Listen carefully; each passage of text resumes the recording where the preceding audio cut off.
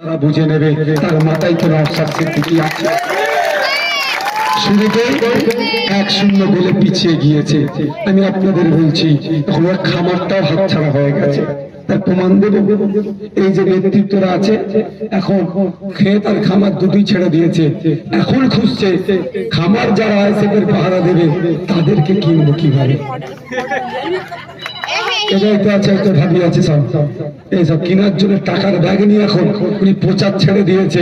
টাকার ব্যাগ নিয়ে নেতারা প্রচার ছেড়ে দিয়েছে। আমাদের নেতৃত্বদের বাড়িতে বাড়িতে গিয়ে বলছে 5 লাখ 10 লাখ আরো অফার করছে, নিয়ে আর জয়েন্ট হয়ে যা, না হলে বসে যা। কিন্তু এরা এরা অত সহজ নয়। এরা আমাদের রিঙ্কু, ভালো নামটা কি, ফিরোজের মায়ের মৃত্যু আমাদের চোখে আমরা দেখেছি। 50 লাখ 1 কোটি কেন 10 কোটি দিল। আমার ভাইয়ের আমার মা আছে, তার মৃত্যু আমরা দেখেছি কি কারণে হয়েছে। ওর মৃত্যুকে আমরা কোনোভাবেই সওদা করতে পারবো না। কি গো, সওদা করে নেবে নাকি? কত রাত আমাদেরকে মাঠে ঘুমানো করিয়েছে, কত রাত আমাদেরকে ছুট কাটিয়েছে। সুযোগ এসেছে একদম গোড়া থেকে তুলবো আমরা। মায়েদেরকে বলবো প্রস্তুত নেন, এবারে পাহারা দিয়েছে। ওদের আগের রাতে বোমাবাজি হচ্ছে, ওদের দিনে বোমাবাজি হচ্ছে। ঘরে ঘরে দিতে গেলে হবে না, তাহলে 5 বছর ধরে বাড়ির দালানেরা বোমাবাজি করবে। ওই 2 দিন যদি আমরা ঘরের বাইরে রাখতে পারি, 5 বছর কেন আগামী 50 বছর আমাদের বোমাবাজি করার সাধন দেখিয়ে দেবে। যদি আমরা এগিয়ে আসতে পারি, টোটালি বোমাবাজি করার জায়গা বন্ধ করে দেব। প্রস্তুত আছেন তো নাকি? যারা প্রস্তুত হাত তুলে রাখান, একটু হাতটা তুলে রাখুন। মায়েরা প্রস্তুত আছেন তো নাকি? নানান হুমকি চুমকিকে উপেক্ষা করে লড়াই করতে পারবে তো নাকি? গণতন্ত্র কোনো কান্নারও দূরে যারা আছেন রাস্তার উপরে, তারা প্রস্তুত আছেন তো নাকি? মায়েরা চোখে চোখ রেখে গণতন্ত্র রক্ষার লড়াই, গণতান্ত্রিক প্রক্রিয়াটি আমরা করব। আমি বলছি একটা কথা, এখানে এসে খোঁজ নিয়ে দেখবেন এই বুথে তৃণমূলের 10টার বেশি একটি মেম্বার পাবেন না। তার মানে বেশি বলে ফেললাম। কিন্তু কি করে, বাইরে থেকে গুন্ডা মোস্তান এসে হই হই করে। তাকে বলে দেন সুধরে যা ভাই, সারা বছর তোর কিন্তু বাইরের লোক তোকে ডাক দেবে না। কি বলছি বুঝতে পেরেছ? একদম মনে দেবে। এটাকে থ্রেট হিসাবে নিতে পারে, সাজেশন হিসাবে নিতে পারে, জামু হিসাবে নেবেন। বাইরে থেকে এসে আমার পাড়ার লোককে মেরে চলে যাবে, আমি চুপ করে বসে থাকবো, ওকে ধরে পুলিশের হাতে তুলে দেবো আমরা। এই পাড়াতে ঢুকেছে, খুন হয়ে যাবে, এই পাড়ার মুখ বন্ধ হয়ে যাবে, দুদিকটা বন্ধ করে দেবেন। বাইক নিয়ে ঢুকলে বাইক ফেলে মারবে, ছুটতে যাবে, মারবেন না, মারামারিতে যাবেন না, পুলিশকে খবর দেবেন। বুঝতে পেরেছেন? ভোটের আগের রাতে তুমি ভোটের দিনে অন্য পাড়া থেকে এসে এখানে হই হই করছো, হই হই ছুটিয়ে দিতে হবে গণতান্ত্রিক প্রক্রিয়াতে। পারবেন তো নাকি? তাহলে ওরা এই আশাটাও ছেড়ে দিয়েছে। 2-0 গোলে ওরা পিছিয়ে আছে। এবার আসা যাক, আমার নেতৃত্বদেরকে ওরা কিনতে চাইছে, জীবন চলে যাবে। আমার বিশ্বাস এরা কোনোদিন বিক্রি হবে না, এদের মাথা বিক্রি করে হবে। 3-0 হারছে, 3-0 হারছে। 4 নম্বর এখন ওরা একটা পরিকল্পনা করেছে, একটা ভয়ঙ্কর খারাপ পরিকল্পনা করেছে। আমি সূত্র মারফত জানতে পেরেছি, এখানে পুলিশের যারা কর্তা আছে তাদের মাধ্যমে ডিসি এবং সিপি সাহেবের কাছে পৌঁছাতে চাইছি। আমি সূত্র মারফত জানতে পেরেছি ওই নোটোরিয়াস ক্রিমিনালটা রাজনীতির ফায়দা নেওয়ার জন্য পায়ের নিচে মাটি নাই, লোক ভরে ভরে বিভিন্ন জায়গা থেকে নিয়ে এসে সমাবেশ করছে, রাতের টাকা খরচ করে করে হাতিয়ে যাচ্ছে। দেখছে পায়ের নিচে মাটি আর নাই, নরম হয়ে গিয়েছে, তাই কোন অন্য একটা পন্থা অবলম্বন করছে যে পায়ের নিচে যখন মাটি নাই এই নেতাদেরকে কেনার চেষ্টা করছে। এই নেতারা বিক্রি হচ্ছে না, তখন একটা খারাপ পন্থা নিচ্ছে, তার দলের লোককে খুন করিয়ে, হয়তো তার দলের লোককে খুন করিয়ে দিয়ে আমাদের এই নেতাদের নামে মিথ্যা মামলা দিয়ে এদেরকে গ্যারেজ করার চেষ্টা করবে। এখানে আমি দুটো কথা বলবো। প্রথম কথা বলছি আমি, যে এদেরকে চিনে রাখুন, এরা পারে না এমন কোন কাজ নাই। রাজ্জাক খানে যারা খুন করেছে তারা কোন দলের লোক ভাই? রাজ্জাক কোন দলের? ভাবতে পেরেছেন স্বার্থ চরিতার্থের জন্য এক ঢিলে দুটো পাখি মারতে চেয়েছিল। প্রথম পাখিটা হচ্ছে ওখানে রাজনৈতিক দ্বন্দ্ব ছিল নিজেদের মধ্যে, 1 নম্বর ব্লক থেকে 2 নম্বর ব্লক যে ব্রিজটা নির্মাণ হবে ওই টেন্ডার ওইখানে যা টাকা পয়সা কে কন্ট্রোল নেবে এই লড়াই চলছিল। ওই জন্য পথের কাটা সরিয়ে দিল, সাথে সাথে দেশটা আইএসএফ এর নামে চাপাতে চেয়েছিল। আমি কলকাতা পুলিশের ভাঙড় ডিভিশনকে ধন্যবাদ জানাবো, তারা আলটপকা করে কাজ না করে এই আলটপকা মন্তব্য সরকারের পাত্তা না দিয়ে তারা ইনভেস্টিগেশন করে ওপার যারা খুনি তাদেরকে তারা গ্রেফতার করেছে। তাও বলবো এখন ইনভেস্টিগেশনের কাজ অনেক বাকি আছে। আর আপনাদের বলে যাচ্ছি, এই জাগরগাছির পবিত্র মাটি থেকে দাঁড়িয়ে বলে যাচ্ছি, আগামী দিন আসছে নওশাদ সিদ্দিকী রাজ্জাক খান মামলার দায়িত্ব হাতে নেবে, ওই খুনিদেরকে জেলে ভরবে। মিলিয়ে দেখে নেবেন যে নওশাদ সিদ্দিকী আপনার ভাই রাজ্জাক খাকে যারা খুন করেছে, রাজ্জাক খা তৃণমূলের নেতা আমার কাছে বড় পরিচয় নয়, ভাঙড়ের ভোটারকে যারা খুন করেছে নওশাদ সিদ্দিকী তাকে ছেড়ে কথা বলবে না। মামলার দায়িত্ব আগামী দিন আমি নেব এবং খুনিদের জেলের মধ্যে ঢুকাবো। আপনার 1 নম্বর ব্লকের প্রাণগঞ্জ অঞ্চলের নাম বলে দিচ্ছি, রাজ্জাক খান খুনির যদি সঠিক তদন্ত হয় 1 নম্বর ব্লকের প্রাণগঞ্জ অঞ্চলের খুনি এখনো লুকিয়ে আছে। যতই উনি বসিরহাটে মেয়ের বাড়ি আত্মীয়ের বাড়ি যেখানে জায়গা ঘর করে থাকুক না কেন, পৃথিবীর যে কোনো প্রান্তে যাক না কেন তুলে নিয়ে আসবো তাকে আইনের মাধ্যমে। অনেক হয়েছে হম্বি চম্বি, সুধরে যাও, সতর্ক করে দিচ্ছি। ভাবছে আমার কাছে ইনফরমেশন নাই, আমি পার্টিকুলার বলে দিচ্ছি, বুঝতে পারছেন না? কোথা বাড়ি করেছে এখান থেকে এবারে হারবে কেটে পড়বার জন্য, যেখানেই যাক না কেন আইনের মাধ্যমে কোমরের দড়ি বেঁধে নিয়ে আসবো, আপনাদের বলে যাচ্ছে। অনেক বদনামি করছে, রাজনৈতিক সৌজন্যতা হারিয়ে ফেলছে। আরে ভাই, কারো ভালো লাগবে তৃণমূল করবে, কারো ভালো লাগবে বিজেপি করবে, কারো ভালো লাগবে সিপিএম কংগ্রেস আইএসএফ করবে, যার যেটা ভালো লাগবে। তোমার এত সাহস হয়ে গেছে, তুমি তোমার বিরোধী দল করছে বলে তুমি তার প্রাণঘাতী হামলা চালাবে? কতদিন চালাবে? যে পুলিশ আজকে তোমাকে না ধরে এড়িয়ে যাচ্ছে, ওই পুলিশকেই মজবুর করবো তোমার কোমরের দড়ি বেঁধে নিয়ে আসা। আবার ফিরে আসি, পিরাং কি নিয়েছে যখন 3-0 গোলে যখন হারছে, এই কাজটা করতে পারে। প্রশাসনকে আমি দুটো বিষয় বলবো। প্রথম বিষয়, আপনার ল অ্যান্ড অর্ডার সিচুয়েশন না ক্রিয়েট হয় সেটা লক্ষ্য রাখবেন।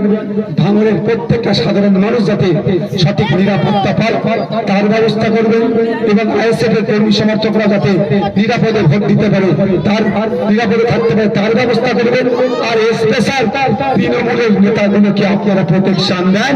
আইএসএফ হামলা করবে এরকম ব্যাপার নয়, আইএসএফ মারপিট করবে এরকম ব্যাপার নয়, বরঞ্চ আমি হাত এদের বেঁধে রেখেছি, হাত যদি খুলে দিয়ে বিপদ হবে, কিন্তু হাত আমি এদেরকে বেঁধে রেখেছি, বেঁধে রাখবো। কিন্তু তৃণমূলের নেতাগুলোকে আপনারা সুরক্ষা দেন, তৃণমূলের নেতারা আমাদেরকে খুন করে দেয় তার হাত থেকে। প্রশাসনকে বলবো, আর একটা সতর্ক করব, যদি একটা মিথ্যে মামলা আমাদের কোন নেতৃত্বের নামে হয়, এতটুকু বলে রাখছি, ভাঙড়ের বাপ মা ভাই বোনকে দিয়ে ভাঙড় শুধু অবরুদ্ধ নয়, বাংলাকে কিন্তু অবরুদ্ধ করে দেবে। অনেক হয়েছে, আর সহ্য করবো না, দেয়ালে পিঠ থেকে গিয়েছে, এবার কিছু করতে হবে। পুরো বাংলা জুড়ে কিন্তু অবরুদ্ধ করে দেবো। তখন মমতা ব্যানার্জি আর জ্ঞানেশ কুমারজি, নরেন্দ্র দামোদর দাস মোদী কাউকে কিন্তু তখন আমরা চিনব না। মাথায় থাকবে, এটা মাথায় নেবেন। প্রশাসনের উদ্দেশ্যে বলছি, এটা সতর্ক বলতে পারে, রিকোয়েস্ট বলতে পারে, হুমকি আমি তো দিই না, হুমকিটা বলবো না, হুমকি দেওয়ার পক্ষে। বন্ধুগণ, তাহলে কত খারাপ মানসিকতা নিয়ে চলছে বুঝতে পেরেছেন? সে নিজের স্বার্থে তার দলের কর্মীদেরকে খুন করিয়ে দিতে পারে। ওই দলের নেতাকে যদি আপনি জিতান তো কি করবে বুঝতে পেরেছেন? এই আপনার জমি যদি পছন্দ হয়ে যায় আপনাকে বিক্রি করতে হবে, না বিক্রি করলে কানে, আবার বিক্রি করে রেটটা কি হবে? এই জমি যদি 2 লাখ টাকা কাটা হয় আপনাকে কি বলবে? 20,000 টাকা কাটা দিচ্ছি, নাহলে কানে বন্দুক ঠেকিয়ে দখল করে নেবে। এই জাগলগাছি অঞ্চলের কথা বলছি, আমি কি করেছি এতটুকু, অনেক কিছু করেছি, একটা উদাহরণ দেবো।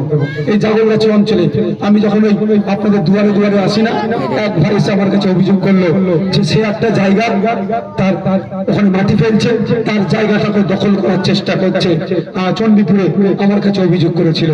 আমি অভিযোগ করার পরে আমি প্রথমে সোজা আগুনে ঘি তোলার চেষ্টা করি, যদি না আগুন ঘি না উঠে তখন কি করতে হবে, আগুনে একটু দেখাতে হবে।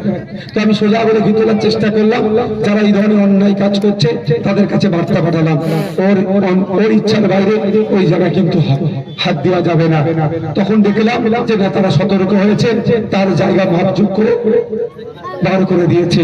এটাই হচ্ছে একটা এমএলএর পাওয়ার। আগামী দিনে আপনার জায়গা বাঁচানোর জন্য কাকে খুঁজবেন? ওই যে জমি মাফিয়া ওকে, জায়গা বাঁচানোর জন্য আপনাদের ভাই নওশাদ সিদ্দিকী যে লড়াই করছে তাকে? আপনারা ডিসাইড করবেন, আপনাদের উপর নির্ভর করছে। বন্ধুগণ, বক্তব্য আমি দীর্ঘায়িত করবো না। এসআইআর নিয়ে কটা কথা বলবো, শুনবেন? এসআইআর নিয়ে আমি প্রথম দিকে গণনা ফর্ম ফিল আপ করেছি। তো এই তোমাদের ওই মোড়টার নাম বলো না, রিঙ্কুদের ফিরোজদের বাড়ি, চিকের মাথাতে কিভাবে ফর্ম ফিল আপ করতে শিখিয়েছিলাম। ফর্ম ফিল আপ করে জমা করেছিলেন, ফর্ম কি একটা কারো ভুল হয়েছে ফিল আপ করা? তাহলে আমরা আমাদের দায়িত্বটা পালন করেছি। এরপর আসলো কি লজিক্যাল ডিসক্রিপেন্সি, তারপরে আসলো কি আন্ডার অ্যাডজুডিকেশন, তারপরে আসছে কি ডিলিট, তাই তো? এই তিনটে যে সমস্যার সম্মুখীন হচ্ছে, এর জন্য সর্বপ্রথম যে দায়ী সেই ভদ্র মহিলাটার নাম হচ্ছে মমতা ব্যানার্জি। এখানে নির্বাচন কমিশনের ক্যামেরা দিয়ে রেকর্ড হচ্ছে, আমি ভুল বললে নির্বাচন কমিশন রেগে গিয়ে হয়তো 2-4 দিন আমার বক্তব্য দেওয়া বন্ধ করে দিতে পারে। এমনি কিছু করিনি, আমার নামে প্রায় 20টা মামলা দিয়েছে। যদি মমতা ব্যানার্জির বিরুদ্ধে বলি তাকে 34খানা মামলা দিয়ে দেবে। কি বলছি বুঝতে পেরেছেন? 12টা রাজ্যে না লজিক্যাল ডিসক্রিপেন্সি আছে, না আন্ডার অ্যাডজুডিকেশন আছে। পশ্চিমবাংলায় হলো কেন? মমতা ব্যানার্জি দ্রুততার সাথে এসআইআর করার জন্য 250 কোটি টাকা দিয়েছে। এটা মাথায় রাখুন, 250 কোটি টাকা মমতা ব্যানার্জি শুধু নিজে খরচ করেছে এসআইআর করার জন্য। আপনার আমার ট্যাক্সের টাকা। 90,000 অফিসার দিয়েছে, কিন্তু 1000 কম্পিউটার অপারেটর দিল না। ফলে লজিক্যাল ডিসক্রিপেন্সি পর্বটা আসলো। যদি 1000 কম্পিউটার অপারেটর দিয়ে দিত, লজিক্যাল ডিসক্রিপেন্সি আসতো না। লজিক্যাল ডিসক্রিপেন্সি না আসলে আন্ডার অ্যাডজুডিকেশন আসতো না। আন্ডার অ্যাডজুডিকেশন না আসলে ডিলিটের নিয়ে এত হয়রানি হতাম না। প্রমাণ দিলাম তো ভাই। আর মোদি বাবু তো রেডি আছে, দিদি মোদি মিলে সেটিং করে আমাদেরকে পেশাই করছে। বিজেপি তৃণমূল নির্বাচন কমিশনকে সামনে রেখে নোংরামি করছে। ওই বিস্তারিত যাচ্ছি না, আমি আবার ফিরে আসি। এখানে কি কেউ আছেন? আমি আসার কথা আমাকে কয়েকজন ভাইয়ের আগের মনে দাঁড় করিয়েছিল, ওদের নাকি ডিলিট হয়ে গেছে। আপনাদের এখানে কেউ কি ডিলিট হয়ে গেছে? কেউ ব্যক্তি আছে? আচ্ছা, আসে আনি আপনার ডিলিট হয়েছে? আচ্ছা, যাদের ডিলিট হয়েছে বা লিস্ট আসেনি, আপনাদের আমাকে খুব ভালো লাগছে। আপনারা সত্যি যে সজাগ হয়ে গিয়েছেন। লিস্ট কোথা থেকে ডাউনলোড করতে হবে, কি করতে হবে না করতে হবে, হ্যাঁ পুরো একদম অ্যাডভান্স। আপনারা অপেক্ষা করুন। যাদের ডিলিট হয়েছে তাদেরকে বলবো, আপনার বুথে আইএসএফ এর নেতাকে আপনি চেনেন তো? তার কাছে আপনার নাম, ফোন নাম্বার, বুথ নাম্বার লিখে দিয়ে দিন। জাগলগাছি অঞ্চলের জন্য আমি একটা উকিল অলরেডি রেডি করে নিয়েছি। যার ডিলিট হয়েছে আইনি লড়াই করে তার নাম আবার ভোটার লিস্টে আমি লড়াই করে ঢোকাবো বলে আমি এই চিকের মাথায় দাঁড়িয়ে ফর্ম ফিল আপ করার সময় অনেক কথা বলেছি। দুটো কথা এখনো সবার কানে আসছে। একটা বলেছি আতঙ্কিত হবেন না, আজকেও বলছি যদি ডিলিট হয়ে যায় আতঙ্কিত হবেন না। আপনার ডিলিট হয়ে গেছে, ঘাস মারা খেয়েছেন, গলায় বেরিতে চেপে গিয়েছেন বা আতঙ্কিত হয়েছেন, ভ্যালিড হয়ে যাবে তো? আপনার ডিলিট হয়ে গেছে, আপনি ভয় পেয়ে গিয়েছেন, তাহলে কি ওটা ভোটের আবার লিস্টে নাম এসে যাবে? রোগ যেমন ঔষধ তেমন নিতাম। রোগ ছোট ছোট ঔষধ, রোগ বড় ঠিক ধরনের ঔষধ দিতে হবে। এখন রোগ এসেছে আইনি লড়াইয়ের রোগ। তখন ফর্ম ফিল আপের রোগ ছিল, ফর্ম ফিল আপ করে দিয়েছি। এখন যাদের ডিলিট হয়েছে ট্রাইব্যুনালে যেতে হবে, সেখানে গিয়ে ট্রাইব্যুনাল ট্রাইব্যুনাল একটা কোর্ট, বিচার ব্যবস্থা, সেখানে গিয়ে কি কি ডকুমেন্টস দিতে হবে, কি ফর্ম ফিল আপ করতে হবে, কি করতে হবে না করতে হবে, অত হেডেক আপনাকে নিতে হবে না। আপনার জন্য আমি একটা উকিল জামিনগাছিতে রেডি করে দিয়েছি, আমার নেতৃত্বরা আপনার জন্য রেডি আছে। শুধু আপনার কাজ হবে নাম, ফোন নাম্বার, বুথ নাম্বারটা দিয়া আমার অফিস থেকে আপনার কাছে ফোন আসবে, অমুক জন বলছেন আপনি এই অমুক জায়গায় আসুন, আপনার ফর্মটা এইরকম ভাবে আমরা দায়িত্ব নিয়ে ফিল আপ করে আপনার আইনি লড়াইয়ের সমস্ত রকম ব্যবস্থা করে ট্রাইব্যুনালে গিয়ে আপনার ভোটাধিকার ফিরিয়ে নিয়ে এসে আগামী 29 এপ্রিল আপনাকে ভোট দেওয়ার ব্যবস্থা আমরা করে দেব। এবার প্রশ্ন করতে পারে ট্রাইব্যুনালে ফেল হলে কি করব? আমি একটা স্টেপ জানিয়ে দিয়ে যাই। সংবিধানের 226 নম্বর বলা আছে, আর্টিকেল 226, যদি ট্রাইব্যুনালের অর্ডার আপনার পছন্দ না হয় তাহলে আপনি হাইকোর্টে যেতে পারেন। হাইকোর্টের অর্ডার পছন্দ হলো না, আপনি ডিভিশন বেঞ্চে গেলেন হাইকোর্টের, ওখানে অর্ডার পছন্দ হলো না, আপনি সুপ্রিম কোর্ট পর্যন্ত যেতে পারেন। আমি আপনাদের চিকের মাথায় বলেছিলাম আইনি লড়াই আমি করব, একজন নয় 1000 মানুষের যদি কোনো সমস্যা হয় বিনামূল্যে, তাদের 1 টাকা খরচ লাগবে না, তাদের আইনি লড়াই করব। আজকে এখানে দাঁড়িয়ে আপনাদের কথা দিচ্ছি, ভোট দেবেন না দেবেন তার সাথে আমার কোনো সম্পর্ক নয়, কিন্তু আপনি আজকে আতঙ্কিত আছেন, আতঙ্ক মুক্তি করার জন্য যা যা আইনি পরিষেবা লাগবে আপনি সুপ্রিম কোর্ট পর্যন্ত আপনাদের কথা দিয়ে যাচ্ছি, আপনার ঘাটের 1 টাকা লাগবে না, নওশাদ সিদ্দিকী আপনার হয়ে লড়াই করবে। এটাও বলে যাচ্ছে বুথে যে 5-7টা তৃণমূলের লোক আছে, ওদের মধ্যে কারো যদি ডিলিট হয়ে যায়, সরকার সাহেব এখন তাকে উদ্ধার করবে না। কেন বলুন?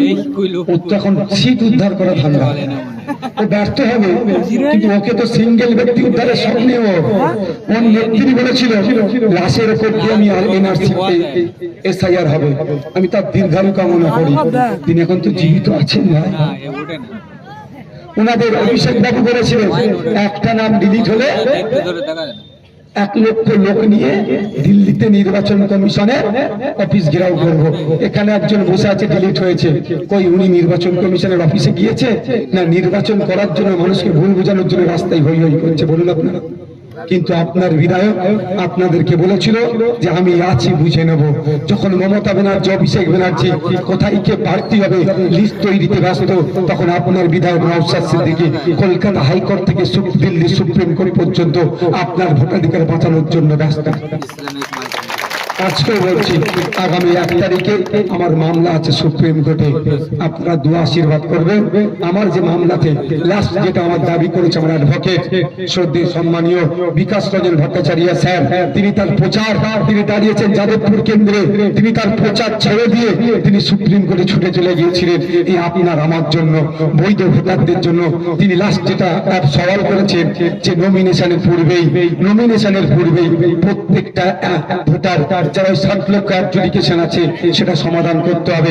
আমি আশা করছি আগামী 1 তারিখে সুপ্রিম কোর্ট একটা ভালো অর্ডার দেবে, যাদের এই আন্ডার অ্যাডজুডিকেশন বা অনৈতিকভাবে ডিলিট করেছে তাদের যারা এই অন্যায়টা করছে তাদের বিপক্ষে অর্ডারটা যাবে। লড়াইটা আমি করছি আজকে বলছি। এবার আপনাদের বুথের কোন তৃণমূলের নেতার যদি ডিলিট হয়ে যায় সে বেচারি কি করবে? আমি তাকে বলছি যে মাইকের আওয়াজ শুনতে পান বা মিডিয়ার মাধ্যমে যদি তার কাছে যায়, বা আপনারা তো পাড়া প্রতিবেশী ভাই তৃণমূলের নেতারা, এই তৃণমূলের নেতা কিন্তু 2023-এর আগে ছিল, এত হিংস্র ছিল, এই বলো তোমরা এত হিংস্র ছিল এই তৃণমূলের নেতারা 2023-এর আগে আমাদের সাথে মতনৈক্য হচ্ছে, মত পার্থক্য হয়েছে, ঠেলাঠেলি হয়েছে, আমাদের নামে মিথ্যা মামলা দিয়েছে, কিন্তু আমাদের ছেলেদেরকে খুন করেনি। বা তৃণমূল আবার তাদের ছেলেকেও কিন্তু খুন করেনি, রাজ্জাখা করেনি। যেই 2023-এর পরেই সরকার সাহেব দায়িত্ব পেল, এই নেতাগুলোর কানে এমন বিষ ঢুকিয়ে দিল, এই তৃণমূলের ভালো নেতাগুলো আজকে খুন করার জন্য হই হই করেছে। ভুল বলছি? তাহলে এই নেতাগুলোকে খারাপ কে করেছে? সরকার সাহেব করেছে। এরা এত খারাপ ছিল না। তাই আমাদের সময় এসেছে এই তৃণমূলের নেতাগুলোকে মূল স্রোতে নিয়ে আসতে হবে। তাহলে এখান থেকে সরকার মাইনাস করতে হবে। কি করতে হবে? সরকারকে মাইনাস করতে হবে গণতান্ত্রিক প্রক্রিয়ায়। যা ফিরে আসে আমার জায়গাতে আবার, যে তৃণমূলের কোন নেতারও যদি বা হাতকর তৃণমূলের সমর্থক আইএসএফ কে খামচিহ্নকে ভোট দেবে না, তারপরেও যদি তার দেখো ভোটার লিস্টের নাম ডিলিট হয়েছে, যদি তোমাদের কাছে আসে, আমি অনুরোধ করছি তার পরিচয় গোপন রেখে আমার কাছে পাঠাবে, যেমন ফোন নম্বর নাম দিয়ে। আর সেই ভাই যদি তার বিধায়ক নওশাদ সিদ্দিকীর সাথে সরাসরি যোগাযোগ করে, আমি কথা দিচ্ছি আপনাদের তার পরিচয় গোপনে রেখে তারও হয়ে উকিল দিয়ে বিনামূল্যে আইনি লড়াই করে তার ভোটাধিকার ফিরিয়ে আনা হবে। এটা আমি কনফার্ম, এটা কনফার্ম। ও এখন যদি ডিলিট হয়ে যায় ভোট দিতে পারবে না, আর ভোটাধিকার ফিরিয়ে নিয়ে আসলে ওর ভোট খামচিহ্নে আসবে না। কিন্তু আমি অত সংকীর্ণতার মানসিকতা নিয়ে, সংকীর্ণ মানসিকতা নিয়ে রাজনীতি করিনি। আমার রাজনীতি হচ্ছে সংবিধানকে বাঁচানোর জন্য। আর সংবিধানের অনুচ্ছেদ 326 ধারায় বলা হচ্ছে যে ভারতীয় হতে হবে, 18 বছরের ঊর্ধ্বে হতে হবে, তার ভোটদানের স্বাধীনতা আছে। এই সংবিধানকে রক্ষা করার জন্য আপনার বুথের তৃণমূলের কর্মীর হয়েও আমি আইনি লড়াই করার জন্য প্রস্তুত আছি। মাথায় থাকবে। আমি বক্তব্য দীর্ঘায়িত করব না। মায়েরা